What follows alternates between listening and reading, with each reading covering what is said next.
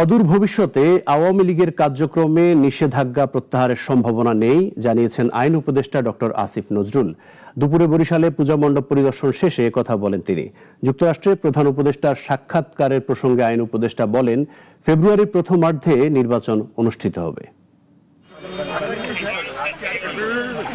জাতিসংঘ অধিবেশনের ফাঁকে সাক্ষাৎকারে আওয়ামী লীগের কার্যক্রম নিষিদ্ধ করা বিষয়ে কথা বলেছিলেন প্রধান উপদেষ্টা। তারপর দলটির ওপর নিষেধাজ্ঞা তুলে নেওয়ার সম্ভাবনা নিয়ে চলছে আলোচনা সমালোচনা।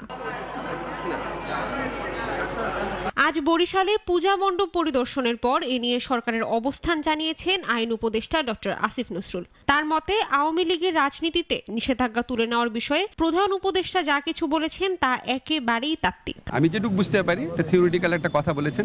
থিওরিটিক্যালি তো যখন একটা দলের কার্যক্রম কিছু সময়ের জন্য ব্যান করা হয়, তো থিওরিটিক্যালি ওই ব্যানটা আপনার পার্মানেন্ট কি পার্মানেন্ট না সেই ধরনের প্রশ্ন থাকে। তিনি বলেন, আগামী নির্বাচনের আগে তো নয়, অদূর ভবিষ্যতেও আওয়ামী লীগের রাজনীতিতে নিষেধাজ্ঞা তুলে নেওয়ার কোনো সম্ভাবনা নেই। বাস্তবিক অর্থে আওয়ামী লীগের কার্যক্রম নিষিদ্ধটা উইথড্র হবে এই ধরনের কোনো সম্ভাবনা আমি দেখতে পাচ্ছি না, আমি অন্তত দেখতে পাচ্ছি না।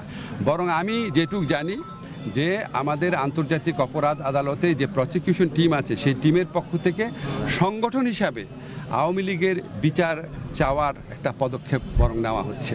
এ নিয়ে উপদেষ্টা আরও বলেন, সংবিধান পরিবর্তন করতে হলে রাজনৈতিক দলের সংযোগ ছাড়া তা সম্ভব নয়। তাই নির্ধারিত সময় নির্বাচন দিয়েই অন্তর্বর্তী সরকার চলে যেতে চায়। সংবিধানে পরিবর্তন প্রশ্ন জড়িত আছে দেখে সেখানে রাজনৈতিক দলগুলো সমঝোতা ছাড়া করা যাবে না, কিন্তু সাধারণ অধ্যাদেশ দিয়ে বা সরকারি আদেশ দিয়ে যেগুলি করা সম্ভব সেগুলি আমরা বেশ অনেক সংস্কার আমরা করে ফেলেছি। বাকি যেটা আছে সেটা ইনশাআল্লাহ ফেব্রুয়ারির আগে আমরা উল্লেখযোগ্য অগ্রগতি সাধন করতে পারবো। ফেব্রুয়ারির প্রথমার্ধে নির্বাচন, যতবার কথা বলছেন উনি ফেব্রুয়ারির প্রথমার্ধে নির্বাচন।